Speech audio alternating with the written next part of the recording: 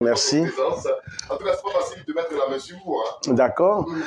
Bon, je crois que Dieu fait grâce. Et ce que nous avions à communiquer aux enfants du Seigneur, je pense que Dieu nous permet de partager en tant soit peu ce que nous savions de lui, ce que nous avons reçu de Dieu. Et nous bénissons le Seigneur, Ismaïla, pour notre présence en ce jour. Il n'y a pas de souci. On va vous demander de recommander ce moment entre les deux. Ok, Seigneur, nous te disons merci, te bénissons, te célébrons parce que rien ne peut se faire sans ta puissance, sans ton autorisation. Maintenant que tu nous as permis d'être là, nous voulons bénir ton nom. Tous ceux qui nous attendent de loin comme de près, qui souhaiteraient donc participer, qui sont à l'écoute, nous voulons te prier de leur donner d'être effectivement à l'écoute et tout ce qui peut être obstacle à cet instant précis soit ôté afin que Dieu, le message que nous avons à leur transmettre se passe dans les bonnes conditions au nom de Jésus-Christ. Amen. Amen. Allez, ça veut dire Oui. L'église évangélique, les amis de Jésus-Christ. Effectivement, l'église évangélique des amis de Jésus-Christ. Nous sommes, on va dire, à commencer Remblai, et nous bénissons le Seigneur parce qu'il a fait de nous ses amis, et nous voulons transmettre l'amitié qui nous a donc fait l'honneur, n'est-ce pas, de nous faire aux frères et sœurs et tous ceux qui souhaiteraient également être amis au Seigneur Jésus-Christ. Quelqu'un se poserait cette interrogation suivante. Oui. Comment dois-je faire pour que je sois ami de Jésus-Christ? Évidemment, on peut être chrétien sans être ami au Seigneur Jésus-Christ.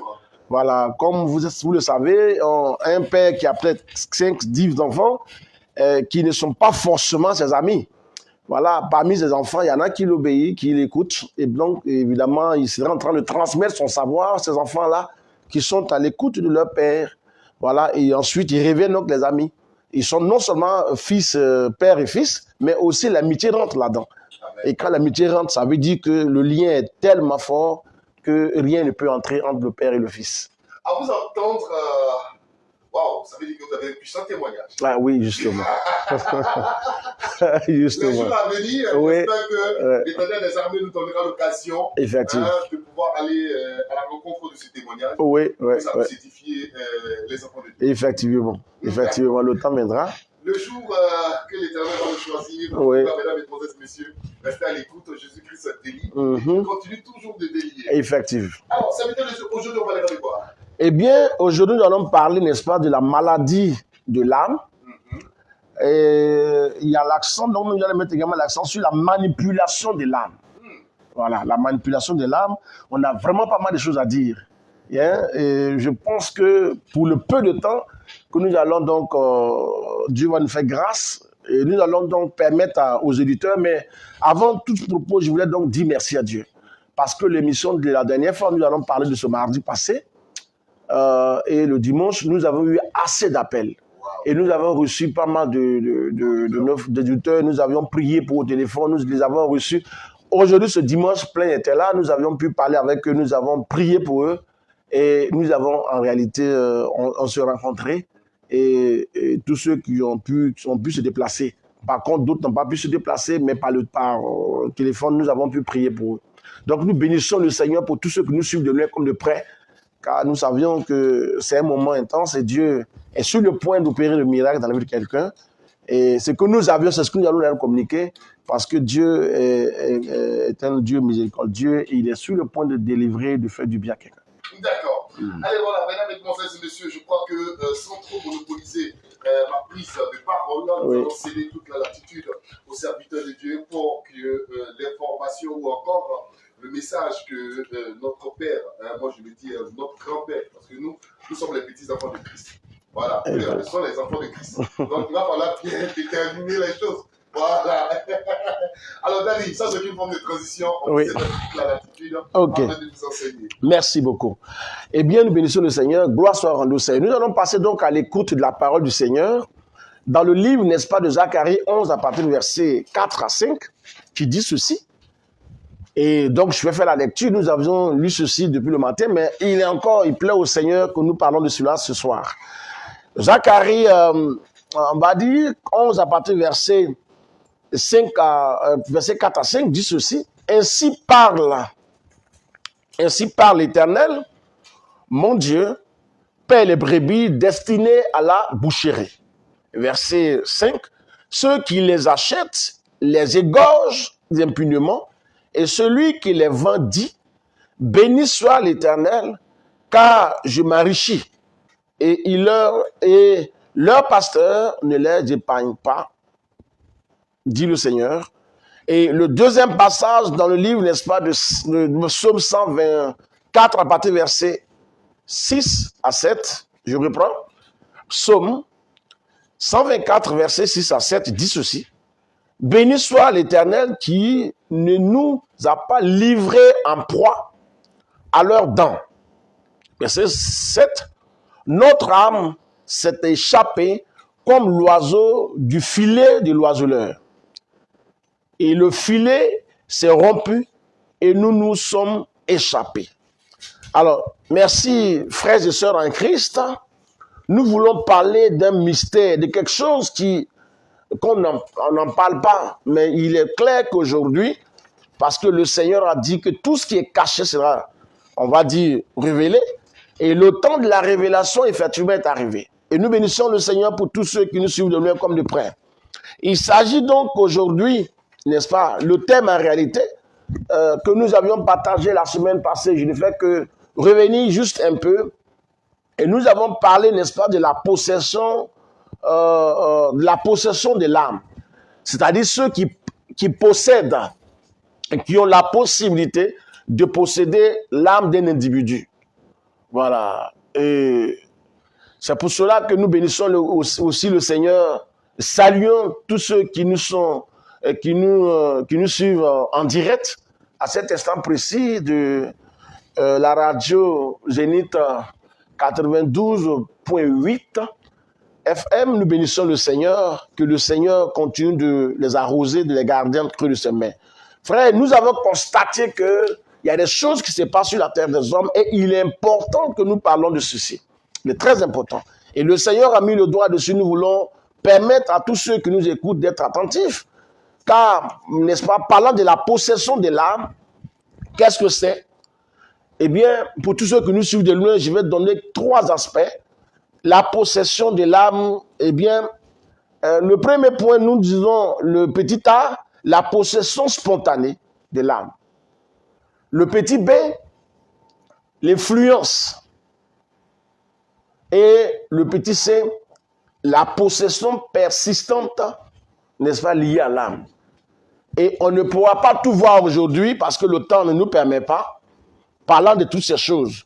Mais ce qui serait important aujourd'hui, qui va, n'est-ce pas, nous permettre de présenter un certain nombre d'éléments, comme nous l'avons souligné, il faudrait se rendre compte que lorsque l'âme d'un individu est capturée ou influencée, cet individu n'est plus maître de ses actes.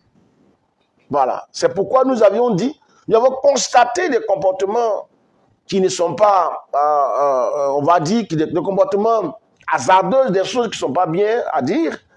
Mais tout cela vient d'où? Et pourquoi les gens sont aujourd'hui bien portants et de même malades? C'est vrai qu'il peut exister la maladie naturelle, mais il y a des maladies bizarres que l'on cherche, n'est-ce pas, la guérison et on n'en trouve pas. Donc c'est pour cela que nous avions dit qu'il y a forcément quelque chose de négatif qui est à l'œuvre.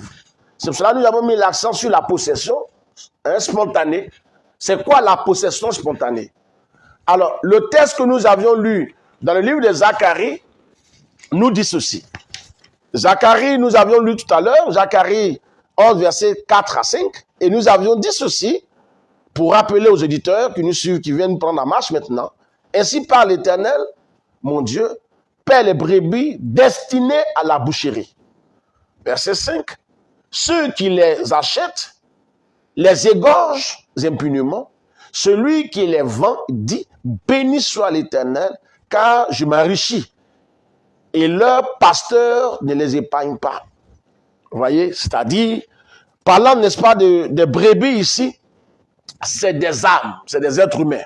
Ce n'est pas des brebis que nous connaissons naturellement, qui sont des animaux, mais ici, le mot brebis est destiné aux âmes, aux personnes qui sont reconnues devant le Seigneur comme des brebis. Alors, il a dit qu'il existe des gens qui, n'est-ce pas, les achètent et qui les égorgent. Voilà. Acheter une âme. Là, nous parlons maintenant, nous mettons l'accent sur l'influence. Il peut avoir ce qu'on appelle l'aspect possession spontanée. Quelqu'un peut posséder l'âme d'un individu et commander l'âme à ne plus être ce qu'elle doit être. C'est-à-dire, lorsqu'ils ont la possibilité de mettre la main sur l'âme de quelqu'un, peu importe votre position sociale, eh bien, une fois que ces individus arrivent à mettre la main sur l'âme, n'est-ce pas, de quelqu'un, ils peuvent en faire ce qu'ils veulent. C'est-à-dire, ils peuvent tourmenter, troubler l'âme en question pour que ce dernier ne soit plus, on va dire, ne soit plus lucide, qu'il ne soit plus quelqu'un qui soit maître de ses actes. Désormais, il fera des choses qui n'est vraiment pas louable. Donc, il est question de voir ces choses-là afin de trouver une porte de sortie. C'est pourquoi il est important ce soir que nous mettons l'accent. Le temps ne nous permet pas, on va courir s'il vous plaît, parce qu'on a déjà pris quelques retards. Cela n'est pas, c'est indépendamment de notre volonté, mais bon, ça arrivé, il va falloir qu'on fasse avec et nous nous excusons également. Alors, allons voir, en parlant, n'est-ce pas, de la possession. Voilà, de la possession de l'âme. Lorsque une âme est spontanément possédée, voyez-vous, l'âme que les gens ont pu avoir accès, qu'est-ce qu'ils peuvent faire avec cela? Ils peuvent rendre l'âme malade. C'est-à-dire que vous dormiez, vous entendez une voix qui vous appelle, et vous n'êtes pas sécurisé. Aussitôt que vous avez entendu la voix vous appeler, vous sortez dans vos rêves sans que vous ne vous rendez compte. Et c'est comme si vous êtes dirigé par une baguette magique et vous sortez de votre maison, vous vous retrouvez dans une eau, dans une forêt, dans une maison abandonnée. Et vous vous dites, mais je fais quoi ici? Et ce qui est marrant, c'est qu'il est impossible pour celui qui est sorti de sa maison spirituellement, regagne sa maison facilement. Voilà. Et une fois que l'âme a été appelée, ceux qui ont pu déplacer l'âme de cet individu, ils pourront alors faire de l'âme ce qu'ils veulent. Voyez-vous, c'est pour cela que nous avons mis l'accent sur la maladie de l'âme. C'est-à-dire, lorsque la possession a eu lieu, une fois qu'ils arrivent à posséder l'âme, par des moyens, on va dire, démoniaques, eh bien, ils peuvent manipuler l'âme comme bon les semble. C'est-à-dire faire de l'âme ce qu'ils veulent. Alors, si ils se rendent compte que vous êtes grand, vous êtes fort riche, spirituellement, physiquement, ou bien dans les mois à venir, vous serez grand, ils peuvent vous retirer la grandeur au niveau de l'âme. Ils peuvent vous retirer même la longévité. Sachez-le. Si les gens venaient à vous nourrir d'une nourriture diabolique, cette nourriture alors vous rendra malade. Cette nourriture démoniaque, eh bien, comme vous n'avez peut-être pas souhaité, n'est-ce pas, manger ce dont qu'ils ont préparé, puisque si, on va dire en temps clair, vous n'allez pas manger ce qui ne vous plaît pas. Mais lorsque vous êtes soumis, vous êtes revenu comme un esclave dans ces mains de ces hommes et ces femmes, qui savent vous appeler sans votre permission, eh bien, moi j'appelle ceci convoquer, c'est-à-dire qu'ils peuvent convoquer votre âme dans une forêt, dans une montagne, dans une terre aride, quelque part en tout cas, afin de vous manier. Une fois que cela est fait, eh bien, on parlera, n'est-ce pas, de la maladie de l'âme. Donc, quand ils seront en train de vous nourrir, il serait impossible pour vous d'être en bonne santé. Vous connaîtrez des maladies à ne point finir, voire même des maladies incurables. Et laissez-moi vous dire qu'il peut vous enlever, puisque tout se trouve dans l'âme. Il peut vous enlever votre santé, vous enlever vos succès, vous enlever votre prospérité. Et vous, si vous étiez en train d'entamer une activité rentable, vous allez constater que depuis le rêve que vous avez eu à faire, depuis ce temps-là, vous n'êtes plus tranquille. Et tout ce que vous allez entreprendre à cet instant précis va commencer à disparaître. C'est comme si vous n'avez pas, vous êtes très intelligent, vous avez le courage en vous, vous investissez en tout temps et en tout lieu, mais malheureusement, le résultat escompté est nul. C'est pourquoi nous disons qu'il y a des gens qui rêvent et qui jouent avec leurs rêves. Ça détermine leur avenir. C'est vrai. Et vanité de vanité, comme l'a dit, n'est-ce pas, Ecclésiaste, vanité de vanité, vanité, mais il faut comprendre que il y a des rêves qui conduisent aux échecs, il y a des rêves qui conduisent à la malédiction, des rêves qui conduisent à la pauvreté, voire même à la descente, à la destruction totale.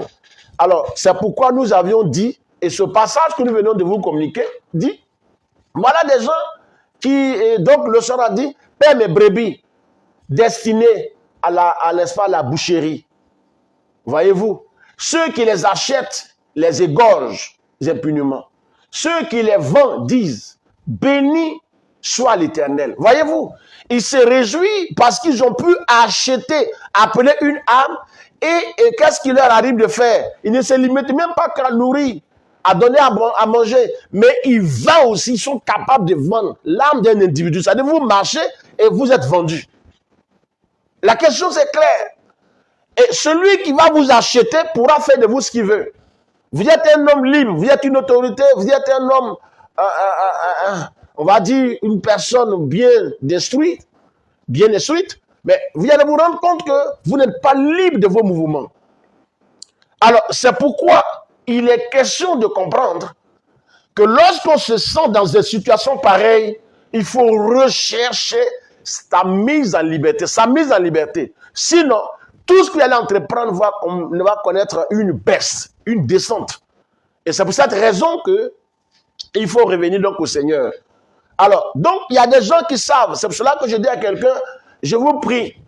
Voyez-vous, dans le livre de Daniel, nous allons faire la lecture rapidement ici. Daniel 4, n'est-ce pas, versets 10 à 16. Daniel 4, si vous me permettez. Voilà. Daniel 4, versets 10 à 16. Et Daniel 4 nous dit quoi? Parce que là, il y a des informations que nous avions à vous communiquer, afin que sur la base de la révélation, nous puissions comprendre. Voyons voir. Daniel 4, verset 10 dit ceci. Voici les visions de mon esprit. Pendant que j'étais sur ma couche, je regardais et voici, il y avait au milieu de la terre un arbre d'une grande hauteur. Verset 11. Cet arbre était devenu grand et fort. Sa cime s'élevait jusqu'aux cieux et l'on voyait des extrémités de toute la terre. Verset 12. Son feuillage était beau et ses fruits abondants. Il portait de la nourriture pour tous les bêtes des champs. Tous les bêtes des champs s'abritaient sous son ombre. Les oiseaux du ciel faisaient leur demeure parmi ses branches.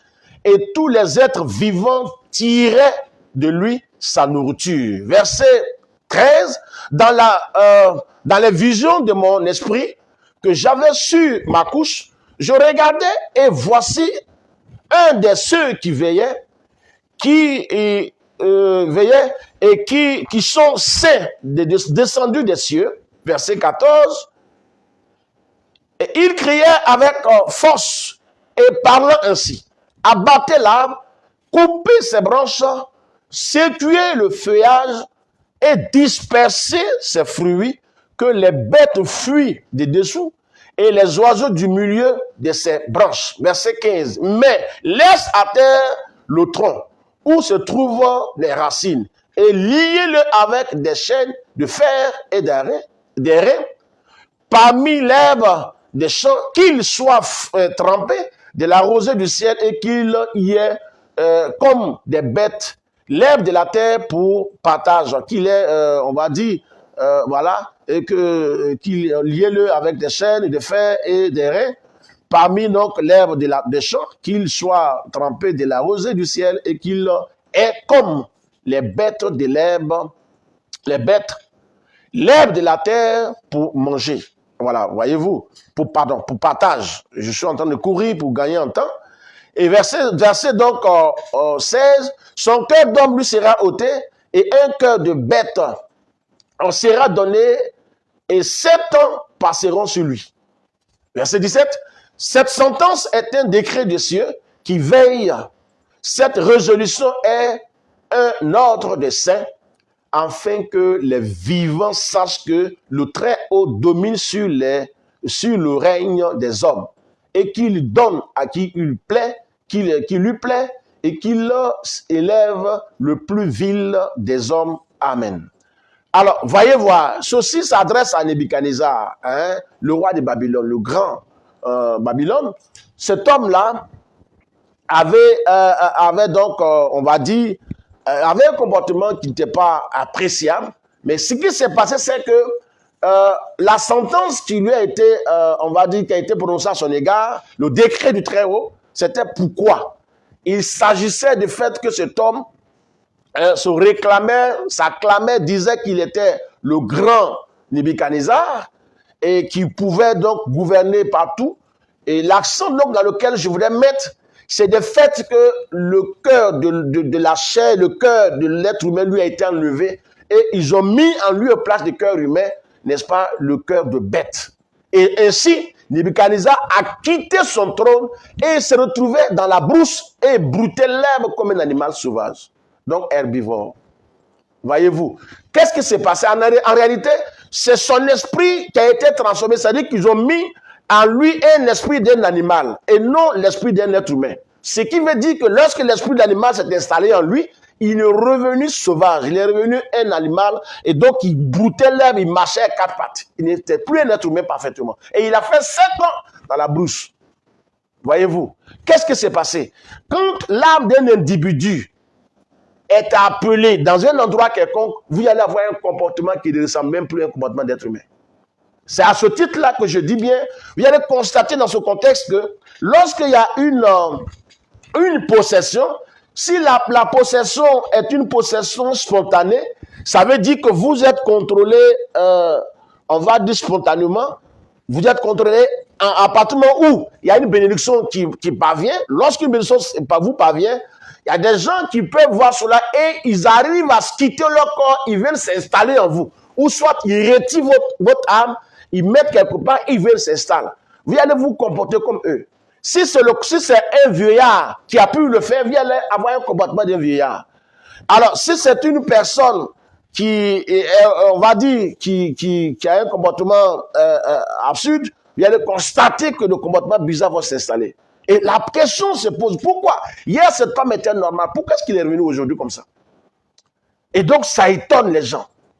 C'est pourquoi nous disons, attention, lorsque l'âme on va dire, d'une personne maléfique a installé dans un corps propre, vous allez constater que l'âme de cette personne quitte son corps et on installe une autre âme dans le corps de ce dernier. Ainsi, ça va conditionner la vie de ce dernier. Si on mis l'âme d'un voleur, vous allez constater que toi qui ne volais pas, toi commences à voler. L'âme d'une prostituée, vous allez commencer à faire la prostitution. Il n'y a rien à faire. Parce que c'est ce qui est en vous qui conditionne vos vies. Si les gens arrivaient à transférer une âme d'un criminel, vous serez criminel. Vous allez commettre des infractions. Voilà. Et l'on va vous poursuivre pour des infractions commises. Il n'y a rien à faire. Vous commettrez des délits. Voilà. Délits de meurtre, tentative de meurtre, et de vol, etc. Et c'est pour cette raison que quand on se rend compte qu'un comportement bizarre est manifeste en nous, il faut te dire que ce n'est pas normal. Soit quelqu'un vous a transféré, ou c'est sur le point de vous transférer quelque chose. Ça peut être momentané, juste pour vous contrôler. Il y a des élèves, par exemple, qui sont en classe. Lors de la compo, quand ils sont en bonne santé, ils sont en pleine forme. Et puis le jour de la compo, lorsqu'ils sont sur le point de composer, ils se sentent, ils ont des malaises. Ça veut dire qu'à l'instant précis, quelqu'un a envoyé un être pour vous contrôler. Alors, les êtres qui peuvent vous contrôler, c'est ce que j'appelle, il y a deux, il y en a plus de 3, mais on va donner que 2 par exemple. Ils peuvent vous envoyer un esprit maléfique, c'est-à-dire un ange déchu, qui vient vous habiter et vous n'êtes plus vous-même. Du coup, vous ne voyez plus clair, vous n'entendez plus rien, même si vous devez écrire, vous allez sentir que vous tremblez. Et puis vos yeux c'est comme si vous pleurez, vos yeux coulent. De là, vous ne pouvez plus vous contenir. Et puis, il vous arrive souvent de sortir. Certaines personnes sortent de la salle parce qu'ils ne peuvent plus composer. Certains ont des douleurs atroces, des migraines à ne pas finir. Et lorsque la compo finit, c'est fini, se retrouve. C'est-à-dire que c'est une possession spontanée. La possession est faite pour vous empêcher de réussir. Lorsque vous êtes en train de passer un examen, c'est pareil. C'est pourquoi je dis que plein des hommes et des femmes, ils sont sur le point, n'est-ce pas, de réussir. Mais lorsque l'information parvient à ceux qui ne vous veulent pas du bien, eh bien, ils peuvent vous contrôler si jamais vous n'êtes pas sécurisé. Et si l'âme n'est pas sécurisée, l'âme est en danger. C'est pourquoi nous avions dit, en grand terme, le corps possédé est en danger. C'est-à-dire le corps que l'on a pu posséder est en danger. C'est une possession qui te met dans une situation compliquée et ça sera difficile. Nous avons l'exemple également dans le livre de Luc, on va de Luc 8, verset 26 à 33. Je viens de donner ça ce matin à l'église évangélique des Amis de Jésus-Christ. Nous constatons ici le fou de Gadara. Ce fou de Gadara, et la Bible dit qu'il avait sa demeure dans les sépulcres. Certainement, il n'était pas fou. Il n'est pas né fou. Mais qui lui a envoyé? La Bible dit quand il a croisé le Seigneur Jésus-Christ, ce fou a croisé le Seigneur Jésus-Christ, l'esprit qui était en lui, quand Christ l'a posé la question, il dit que nous sommes une légion, c'est-à-dire qu'ils sont entre 1000 et 2000, qui habitent un seul corps. Qui les a envoyés? Est-ce que c'est la faute à ses parents? C'est un péché parental? Ou bien un péché personnel? Ou bien quelqu'un a réussi à arracher son âme et introduire tous les démons qui souhaiteraient l'amener pour qu'il ne soit effacé dans la société et qu'on ne prend plus compte, on ne tient plus compte de lui. Ça dit qu'il n'a plus de demeure en ville, mais sa demeure c'est dans les sépulcres, c'est-à-dire dans les cimetières. Et la Bible dit qu'on l'attacha avec des chaînes, mais il arrivait à rompre ces chaînes. Voilà, donc c'est un danger public. Il ne peut plus être en ville. Voyez-vous, si c'était ici, on serait en train de l'envoyer à Benjerville. Voyez-vous. Alors, donc, qu'est-ce qui s'est passé? Ça veut dire que son âme a été vidée de son corps. C'est ce que je parle souvent. On ne pourra pas tout cet élément, parlant de transfert d'âme. Je ne pourra pas parler de ça aujourd'hui, mais le temps viendra où on pourra parler de ça. Donc, quand les gens arrivent on va dire, à saisir votre âme, d'abord, constater qu'il peut vous rendre malade. Des maladies incurables. À l'hôpital, il n'y a pas de guérison. Parce que vous êtes malade. Voyez-vous. Les gens vont tout faire. Aucun appareil ne peut localiser le mal que vous avez. Et des organes en vous vont commencer à périr, à connaître des situations compliquées. La question se pose, mais attendez, avec la grandeur, la richesse que j'ai, comment ça fait-il que je n'arrive pas à être guéri? Et souvent, on va dire que c'est des médecins qui nous accompagnent qui ne sont pas efficaces. Non, ce n'est pas une question d'efficacité. C'est parce que les appareils qu'ils ont n'arrivent pas à localiser le mal que vous avez. Car c'est une maladie spirituelle, purement, simplement spirituelle. Et cette maladie peut vous créer des ennuis. C'est en cela que l'intervention spirituelle doit avoir sa place dans vos vies. Voyez-vous. Et c'est pourquoi je dis bien qu'il faudrait comprendre. Et c'est vrai, aujourd'hui, on ne fait que toucher quelques éléments, mais le jour à venir, nous allons toucher une grande partie pour dire que la maladie de l'âme, ceux qui tombent malades, vous savez, quand vous êtes malade au niveau de l'âme, ça va se ressentir dans le corps physique. Ça va se ressentir. Et si vous êtes, si on vous appauvrit, si on vous a pillé, enlevé la bénédiction liée la bénédiction liée à vos âmes, vous allez constater que tout ce que l'entreprendre, ça ne va pas marcher. Vous avez une grande entreprise, bien, vous allez constater que vous vivez que des échecs. Pourquoi? Parce que la grandeur est enlevée, la richesse est enlevée, le mariage est enlevé, le voyage est enlevé. Mais il y a des gens qui peuvent vous appeler et puis vous enlever ce qu'ils veulent enlever en vous, et puis vous laissent partir. Donc, en ce moment, on ne mettra pas l'accent sur seulement la possession, on va dire, spontanée. Mais nous disons, c'est aussi la manipulation de l'âme. C'est-à-dire que quelqu'un peut manipuler votre âme à sa façon, à sa guise. Vous êtes à sa merci. Vous pouvez être un homme d'État. Vous êtes quelqu'un qui jouit on va dire, d'une grandeur extraordinaire. Malheureusement, spirituellement, vos âmes se trouvent dans la main de quelqu'un. Ils peuvent mettre cela dans une bouteille et vous êtes étouffé. Il y a des gens qui peuvent vous enterrer, mettre l'âme dans un endroit où vous êtes étouffé et vous ne pouvez pas retrouver la guérison. Alors, c'est à ce titre-là que nous parlons, n'est-ce pas, de la maladie liée à l'âme. Nous parlons de la manipulation, n'est-ce pas, de l'âme. Eh bien, il faudrait que l'on sache que c'est des mystères. Mais avec Dieu, on peut s'en défaire. Avec Dieu, c'est possible. Et c'est une bonne nouvelle. Avec Dieu, c'est possible. Le fou de Gadara a rencontré le Seigneur Jésus-Christ. Il a libéré ce fou de Gadara. Alors, je vais terminer par un élément clair. Vous savez ce qui s'est passé? Je vais faire la lecture rapidement pour permettre à quelqu'un de comprendre. Donc, nous sommes dans le livre, n'est-ce pas? J'ai mis l'accent sur Daniel. Le temps court, je vais donc permettre aux auditeurs d'appeler. Beaucoup n'ont pas pu appeler ce jour, on n'avait pas pu ouvrir donc l'antenne vite. Et ce lendemain, les appels, même la nuit même, cette même nuit, il y a eu tellement des appels. Et je dis que j'ai pris une journée pour parler, pour prier, afin de donner des orientations aux uns aux autres. Amen. Donc, je vais courir le temps. Presse, il faut que je cours, permettez-moi de jeter un coup d'œil sur... donc, je réponds dans ce passage, donc j'étais en train de, n'est-ce pas, de lire. Luc, c'est dans le Nouveau Testament. Voilà.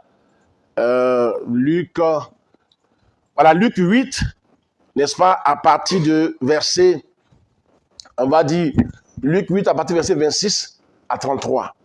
Et nous avions Luc 8, verset 26 à 33. Verset 26.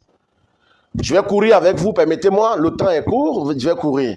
Luc 8, à partir du verset 26 à 33, dit ceci. Verset 26, il abordait dans le pays de Cérézanie, qui est vis-à-vis de la Galilée. Verset 17, lorsque Jésus fut descendu à terre, il vient au devant de lui un homme de la ville qui était possédé de plusieurs démons. Depuis longtemps, il ne portait point de vêtements et avait sa demeure non dans une maison, mais dans les sépulcres. Verset 28. Ayant vu Jésus, poussa un cri et se jeta à ses pieds et dit d'une voix forte, qu'y a-t-il entre moi et toi, Jésus, Fils de Dieu très haut? Je t'en supplie, ne nous tourmente pas. Verset 29.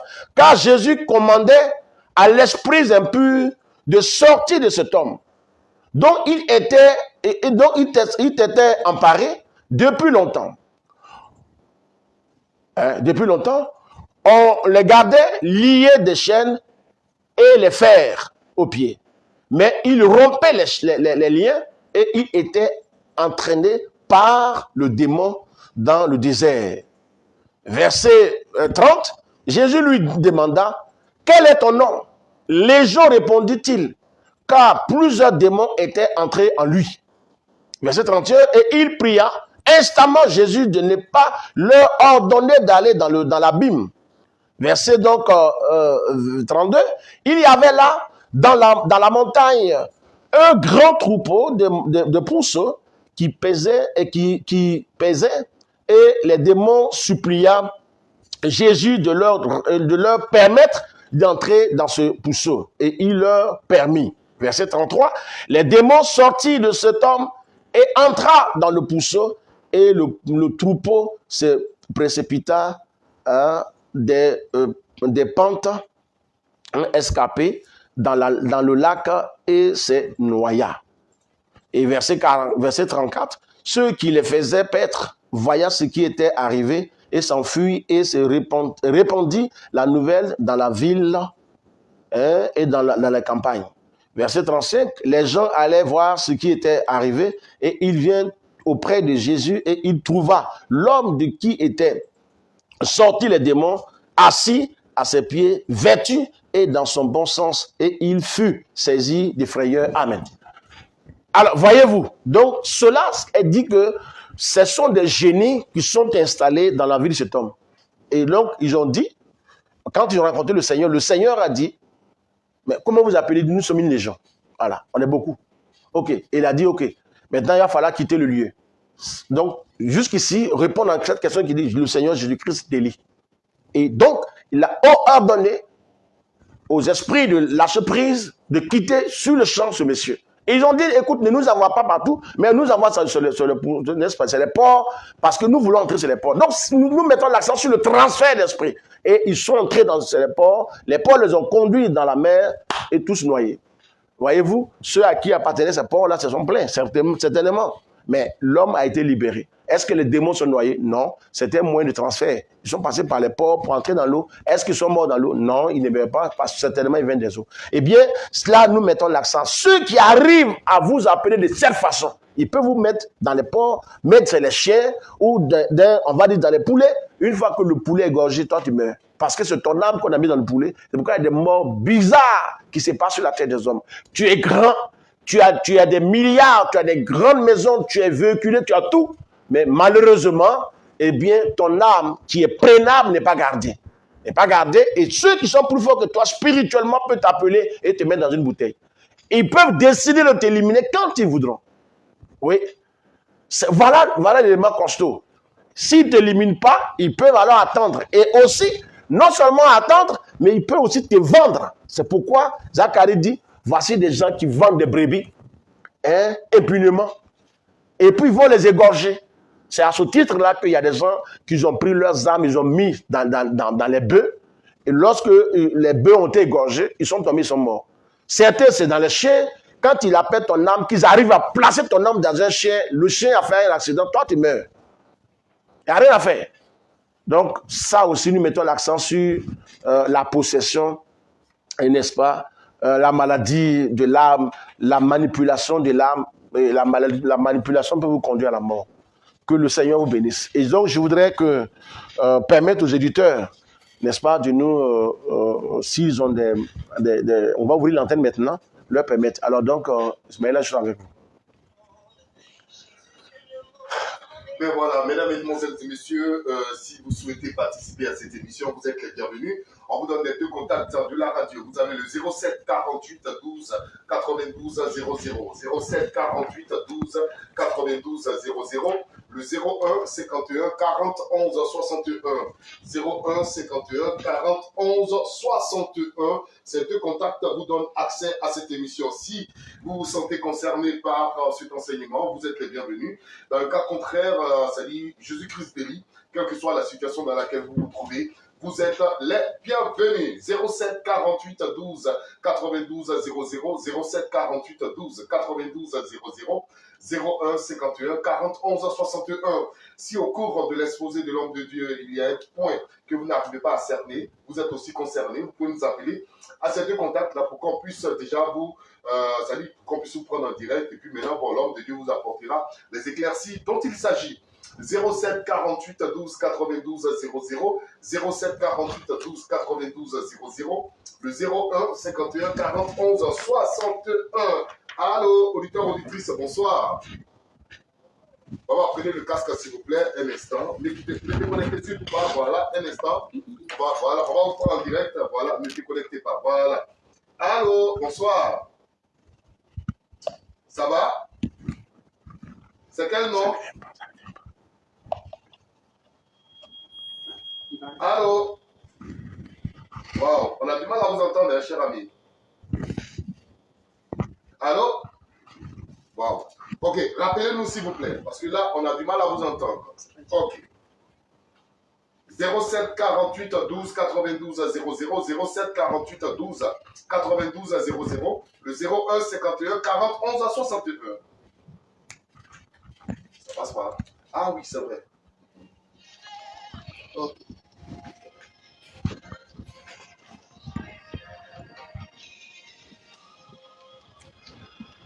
Allô, auditeur, bonsoir.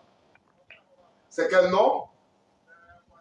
Monsieur Quadio, vous nous appelez de quelle commune? Ok, on vous écoute, monsieur Quadio. Oui.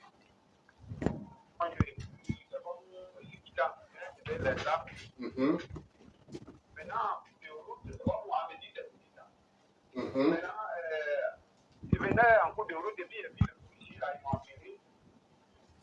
Ils m'ont demandé ma pièce. Je l'ai remis. Et puis, c'est comme il veut de cette personne, elle a demandé pardon que il y a mal au cou. Après, je suis parti, et passé encore à une femme, c'est comme les policiers sont beaucoup dans une maison d'accueil. Et puis, il dit à la femme que ceux-là, ils m'ont pris ma pièce, que ma pièce est mon passeport, avec lui. Et puis, je suis parti. Donc, puis, à qui je me suis réveillé, c'était bizarre devant moi. m'aider à prier. D'accord. Écoutez l'homme de Dieu, Daniel. Ok, merci, M. Quadio. Je pense que... qu'est-ce que vous faites dans la vie active? Vous faites quoi? Bon, je fais la maçonnerie. Ok, Mais je suis appelé aussi à... ok. Alors, sachez que ceux qui sont venus, que vous avez constaté, vous avez vu comme policiers, en réalité, ce n'est pas des policiers physiques. Il existe des gens, des policiers spirituels, des militaires spirituels, qui sont capables de mettre la main sur vous et puis vous envoyer là où ils veulent que vous partiez. Alors, donc, souvent, ce rêve que tu as vu, apparemment, comme si c'était un coup d'État, non, en réalité, ça se passe dans le spirituel. C'est-à-dire, c'est des gens qui sont venus vous chercher pour vous faire du mal. Et vous vous êtes rendu compte que vous n'êtes pas un militaire physique, vous n'avez pas peut-être pas un policier, mais vous êtes armé. La question qu'on va poser, mais pourquoi êtes-vous armé? Vous n'êtes pas un corps habillé, pourquoi? Alors, donc, en réalité, on va dire, chaque mission que Dieu confie à ses enfants, il lui donne les armes nécessaires pour ça. Alors, ça veut dire que vous êtes à la recherche, ils sont à la recherche, ils veulent simplement vous arracher toutes les armes qui pourront, n'est-ce pas, être on va dire une protection pour vous, et puis faire de vous ce qu'ils veulent. Donc, en cet instant précis, vous devez comprendre que ce n'est pas un songe que vous devez jouer avec. Comprenez que votre vie en dépend. Si les gens avaient réussi à vous mettre la main sur vous, ils allaient vous conduire dans les endroits et vous n'allez plus jamais vous sortir. Vous n'allez pas vous défaire. Si vous ne sortez pas là-bas, vous allez constater que vos affaires prendront un coup. Alors, donc, il est question de chercher de vous. Vous êtes chrétien? Bon, je suis chrétien, oui, oui. D'accord. Alors, je pense que c'est important que vous puissiez nous contacter pour qu'on vous donne des directives et puis vous donne des orientations en ce qui concerne la prière, pour ne pas qu'ils aient la main sur vous, sinon ce ne sera pas bon pour vous. D'accord, mais papa, ils m'ont appris mon passeport, ils disaient à une femme qu'ils m'ont pris mon passeport. Voilà. Est-ce que vous avez un passeport physique? Non, il n'est pas passeport Ok, ce qui signifie que vous devrez avoir, mais si rien n'est fait, s'il n'y a pas eu de prière, vous allez chercher votre passeport physique. Si vous arrivez de faire la demande, vous n'allez même pas avoir votre passeport parce que l'aspect spirituel commande l'aspect physique. Là, le passeport qui devait être à vous spirituellement a été enlevé et physiquement, vous allez tout faire, mais vous n'allez pas avoir votre passeport parce que le passeport on doit récupérer ça spirituellement avant que vous n'ayez ça physiquement. D'accord. Ok, allez donc, prenez soin de vous. Et puis, on va dire, cherchez à nous contacter, on va vous aider dans la prière. Dieu vous fera grâce au nom de Jésus. Vous restez à l'écoute. Avant la fin de l'émission, on va vous donner les contacts de l'homme de Dieu, ok? D'accord, oui. Merci, M. Quadio, de nous avoir appelé depuis la belle cité de Béjarville. Mesdames, Mesdemoiselles et Messieurs, d'autres réactions sont attendues au 07 48 12 92 00, 07 48 12 92 00, le 01 51 40 11 61, 01 51 40 11 61. C'est l'heure de la grâce, c'est l'heure de la bénédiction, c'est l'heure où le Christ a décidé de vous délier de tous vos fardeaux. Donc, appelez-nous pour que le serviteur de Dieu puisse vous expliquer un temps soit peu la situation dans laquelle vous êtes. Quand on prend le cas du frère Quadio qui nous a appelé de Béjarville, voilà, c'était un rêve qu'il a fait, c'était de façon de fond des rêves. Et puis bon, après, il dit, écoute, c'est simplement un rêve, mais au finish, ça dit c'est quelque chose qui est lié dans le spirituel, n'est-ce pas, homme de Dieu? Exact. D'accord. Alors, vous avez parlé de l'âme. À vous entendre, l'âme est la porte et la sortie. Pardon, l'âme est la porte de sortie et d'entrée. Effective. Vous savez, j'étais en train d'aller une fois, on va dire, à Congo. Je devais aller donc à l'enterrement d'une maman. Hein. Et puis, sur la route, à une certaine heure, on est arrivé certes là-bas la nuit, hein, nous sommes entrés à partir de 4 h du matin, mais avant cette heure-là, quand nous sommes arrivés vers la voie de Feke, qui va à droite et vous prenez la gauche, et nous étions près de 5 personnes dans la voiture. Nous avions eu, on va dire, un bœuf qui est sorti de quelque part, et tout droit qui fonçait vers nous. Et étant dans la voiture, les vitres sont montées, on va dire que le clim est en marche, mais dès la voiture, j'ai dit, ce bœuf qui arrive c'est pas un bœuf normal, c'est pas naturel, eh bien, il est conditionné par quelqu'un. Donc, j'ai dit immédiatement à ce bœuf qui venait là, écoute, retourne-toi immédiatement. Étant dans la voiture, je n'ai pas descendu les vitres. Et je vous assure que ce bœuf-là m'a entendu. Il s'est retourné à la seconde. Alors, c'est pourquoi vous devez comprendre que le monde nous réserve des surprises. Lorsqu'on n'est pas instruit, lorsqu'on est en naturel, qu'on refuse d'être surnaturel, il y a des choses qui peuvent nous surprendre. Alors, c'est pourquoi il est important de savoir que... on y va. Il est encore 15 minutes. Voilà. Eh bien, il est question de comprendre que l'âme, comme vous l'avez dit, c'est la sortie et l'entrée. Tout ce dont on a besoin, c'est tout dans l'âme. Voyez-vous, tout. Alors, serviteur de Dieu, oui. À chaque fois, j'ai cette interrogation-là que je me pose. Comment reconnaître que notre âme est victime d'une maladie ou encore notre âme est victime d'une possession? Ok. Alors, il y a plusieurs éléments qui peuvent nous permettre de savoir si on fait attention. Lorsque vous vous sentez, on va dire, alourdi, lorsque vous sentez que vos sommeils n'est pas vraiment tranquille, lorsque vous sentez que vous êtes étouffé, vous avez besoin de l'air, vous avez besoin d'un coin aéré, si vous sentez régulièrement et que vous partez à l'hôpital, par exemple, pour des consultations, mais on ne voit pas ce que vous avez comme maladie, c'est des examens n'est pas fini, vous devez comprendre qu'attention, c'est une attaque spirituelle qui vise l'âme. Ok, alors on comprend, hein, mais quand on prend le citoyen lambda oui. qui est chez lui à la maison, on lui a ils ont fait la prophétie suivante. Hein. Oui, écoute, ta destinée est grande, mais on voit que lui, tu as attaché. Ok. Maintenant, cette personne, après des séances de délivrance, constate que oui, sa situation commence à s'améliorer. Oui. Mais selon la prophétie qui a été donnée, c'est pas ça que cette personne vise.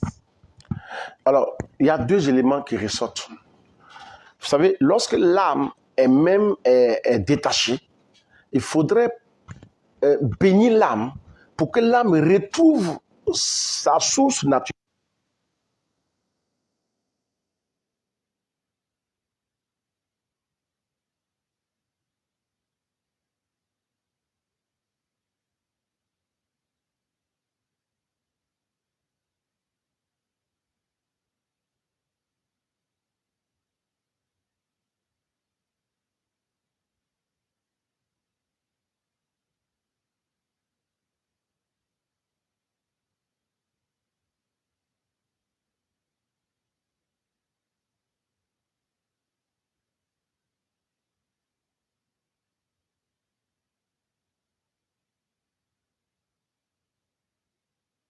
Fait l'expiation. Voyez-vous. Alors, quand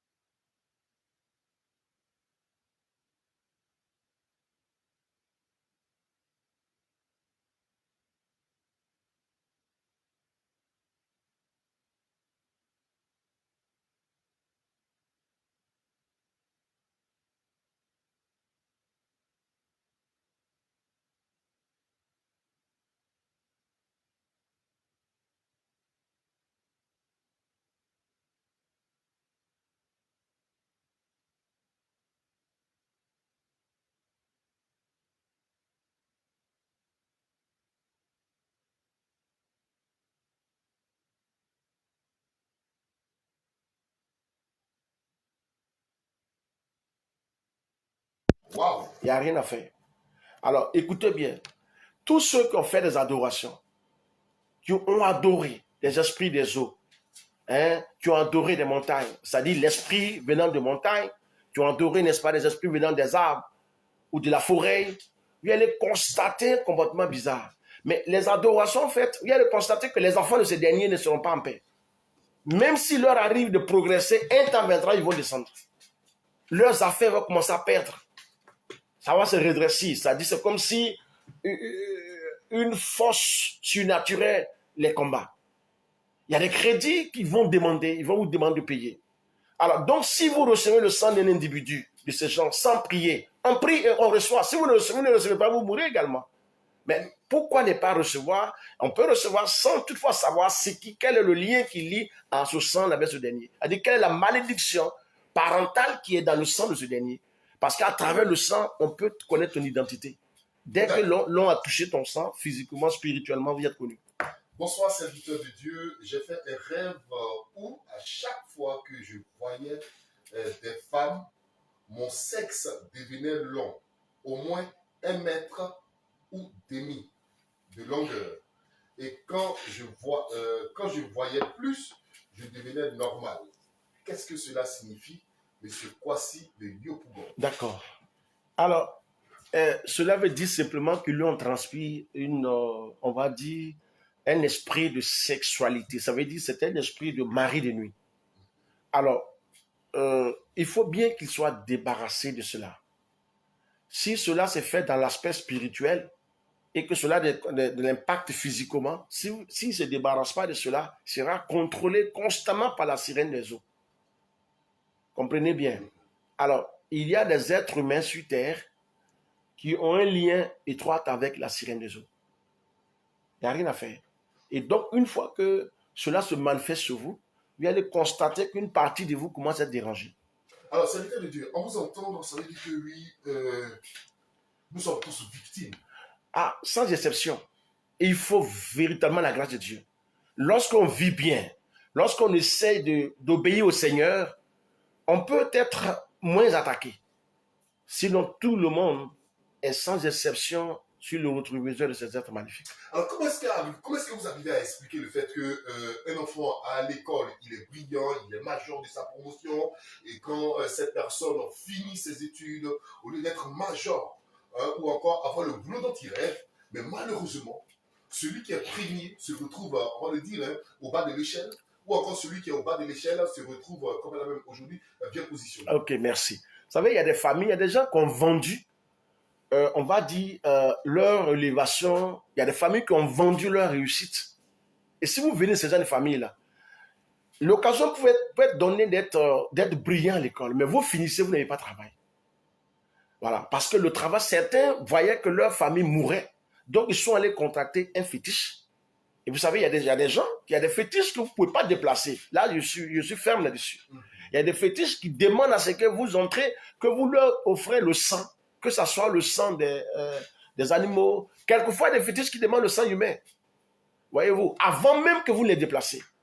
Mais si vous les déplacez, ils sont peut-être un caillou. Peut-être que c'est, on va dire, une quelconque représentation qui est insignifiante, qui n'est rien. Mais ils demandent à ce que vous le bâtissez, vous lui construisez une maison. Et vous mettez cet esprit-là, il y a des gens qui l'ont fait jusqu'ici, mais comme problème. Dans ces maisons-là, et qu'est-ce qu'ils disent, quoi? Ils disent qu'ils veulent être protégés pour ne pas connaître cette mortalité, cette mort spirituelle, on va dire, brutale, cette mort prématurée. Donc, qu'est-ce que les enfants, ils disent, bah, écoute, je préfère protéger ma famille. Mais en guise de quoi? Ces esprits-là demandent la grandeur, le travail. Ils demandent à ce que la famille leur remette la grandeur. Si la grandeur a été donnée, sur l'aspect social a été livré, vous allez voir qu'il y a la longévité, mais ils vont à l'école, mais ils ne pourront pas travailler. Même s'ils arrivent à travailler, ils commencent un boulot, c'est eux, si elles le renvoient, c'est eux qui seront premiers à être visés. Ils vont les renvoyer de notre service. Pourquoi? Parce que leurs aïeux ont tissé des pactes et ça a été dit qu'ils ne doivent pas travailler.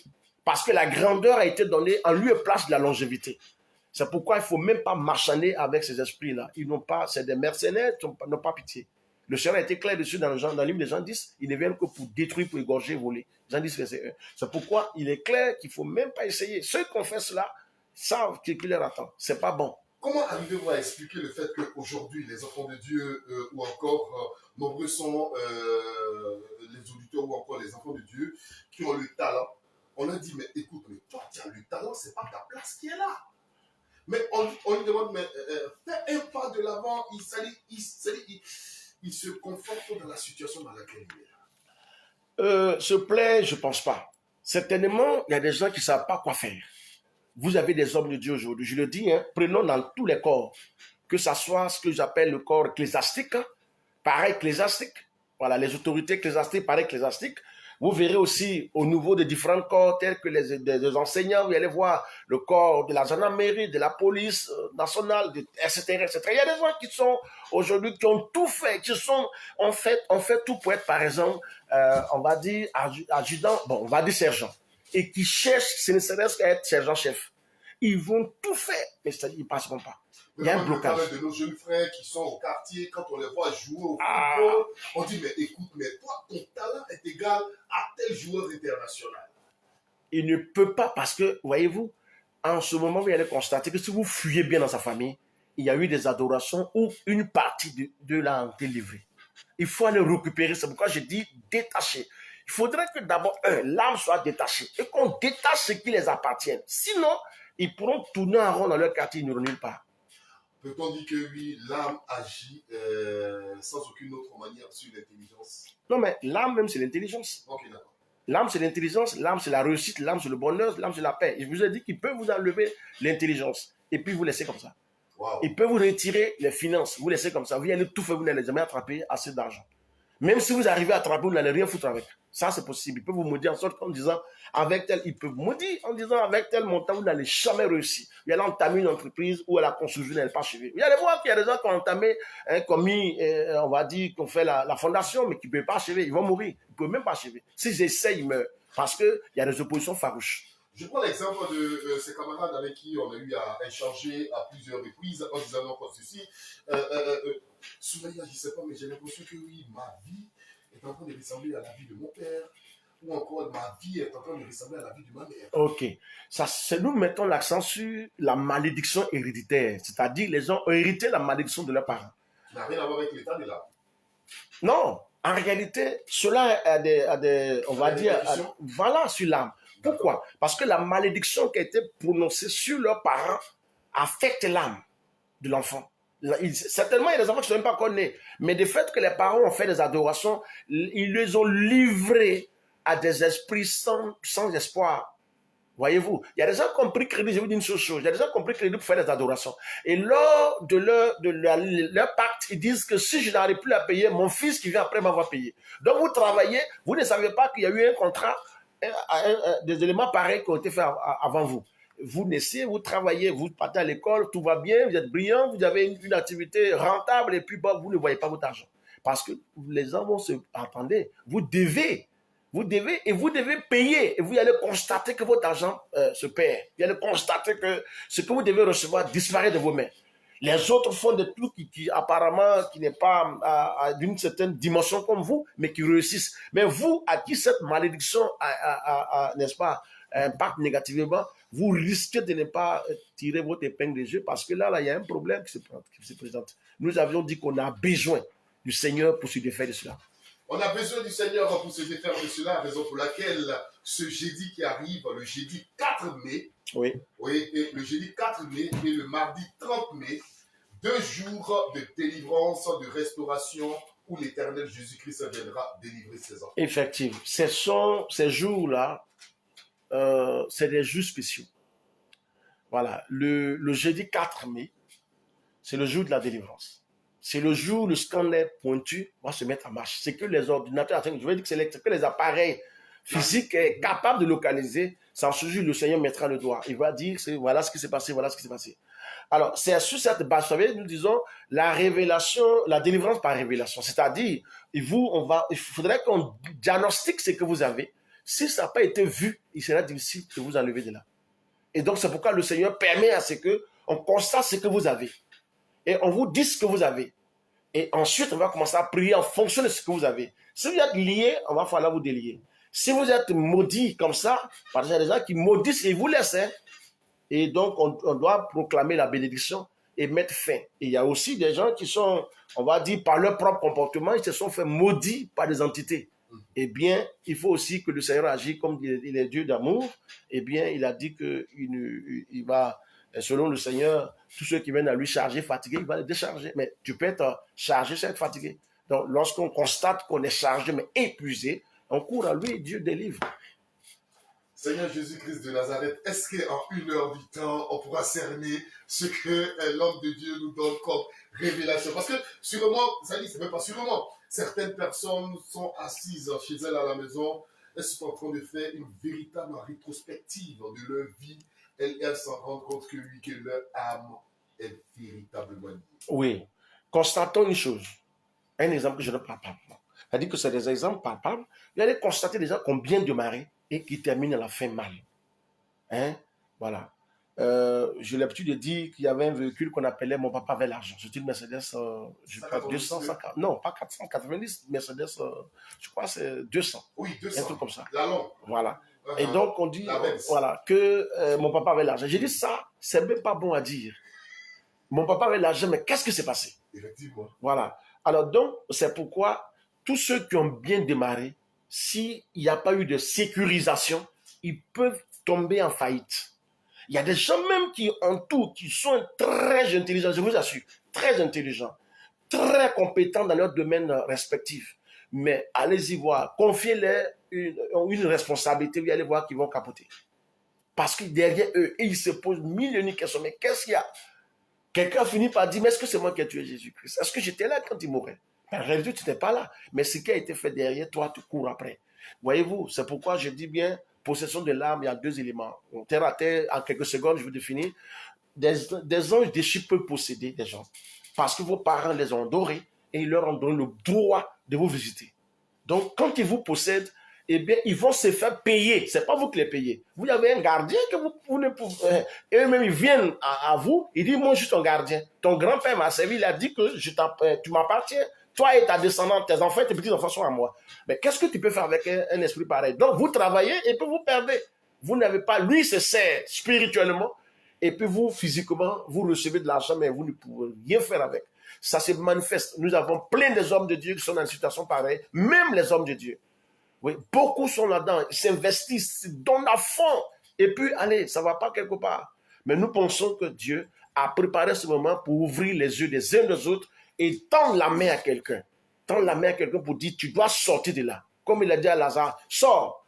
À combien de jours, n'est-ce pas? 4 jours après, il dit, sors de là. Lazare est sorti. Déliez-le, laissez-le aller. C'est pour cette raison que nous pensons que quand on entreprend une chose qu'on n'arrive pas, on se bat, on s'investit, on fait tout ce qu'il faut pour que ça marche pas, cherche une aide. Il faut chercher. Parce qu'il a dit, celui qui cherche trouve. Mais tu as honte de chercher, tu verras qu'on ne parlera plus de toi. Il n'y a rien à faire. Parce que si tu n'as rien aujourd'hui, demain on ne parlera plus.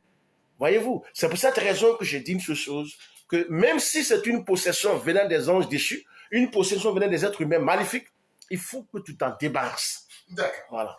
Allez, mesdames, mesdemoiselles et messieurs, nous sommes à la fin de notre partition de ce soir. Voici les deux contacts sur lesquels vous pouvez joindre l'homme de Dieu.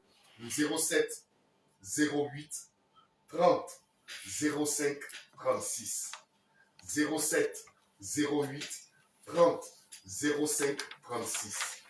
Le 01 03 73 73 55. 01 03 73 73 55. Mesdames, Mesdemoiselles et Messieurs, nous étions à l'émission Jésus-Christ Daily, une émission produite par l'Église évangélique Les Amis de Jésus-Christ.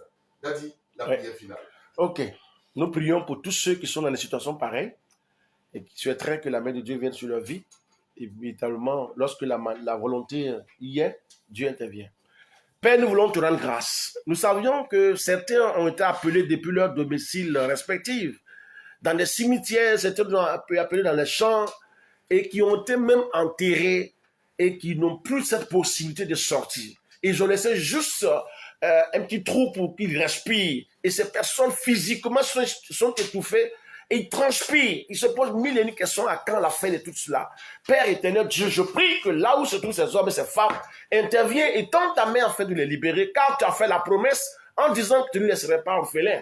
Je prie que Dieu des cieux, tu sauves ces hommes et ces femmes, afin qu'ils retrouvent leur position d'attente, leur position qu'ils avaient auparavant, et que la gloire te revienne. Car celui qui se sent étouffé, abattu, découragé, est impossible à ce dernier-là, n'est-ce pas, de retrouver la joie et de te glorifier. Ça sera difficile. C'est pourquoi j'ai prié que tu bénisses tous ceux qui nous ont suivis de loin comme de près, afin que le jour à venir, nous puissions également exposer des faits pour permettre aux uns et aux autres d'être éclairés. Tous ceux qui ont eu des organes touchés, atteints spirituellement, n'ont pas été, personne ne les a tapés physiquement, spirituellement, ils ont reçu des coups violents dans leur sommeil, et qu'ainsi ils ont été touchés par les organes, et personne ne peut les guérir, car ils sont dans une situation terrible. Ils ont tous les moyens qu'il faut, mais ils ne peuvent pas te guérir. Je prie Dieu que ta puissance me vienne jusqu'à ceux-là, et que tous ceux qui les tapent la nuit, qui les frappent et qui les touchent, ou qui ont une flèche empoisonnée pour les rendre malades, j'ai prié que cette brigade spéciale du Seigneur aille à la recherche de ces hommes et ces femmes, aille à la recherche de ces êtres magnifiques et les mettre hors d'état de nuit, afin que ces hommes et ces femmes retrouvent la vue, n'est-ce pas, pour ceux qui sont aveugles, retrouvent la santé pour ceux qui sont malades, et ensuite que la paix qu'ils n'avaient pas, cette paix leur vienne, n'est-ce pas, à travers cette prière-là. Je te rends toute la gloire, car tu as tellement de choses à faire, que la gloire et les honneurs soient à toi sur le nom de Jésus-Christ. Amen. Amen. Voilà, merci pour votre présence sur ces ondes de Zénith 92.8. Mesdames, Mesdemoiselles et Messieurs, on vous donne rendez-vous la semaine prochaine. D'ici là, portez-vous bien. Je reviens sur les contacts de l'homme de Dieu, le 07 08 30 05 36. 07 08 30 05 36, le 01 03 73 73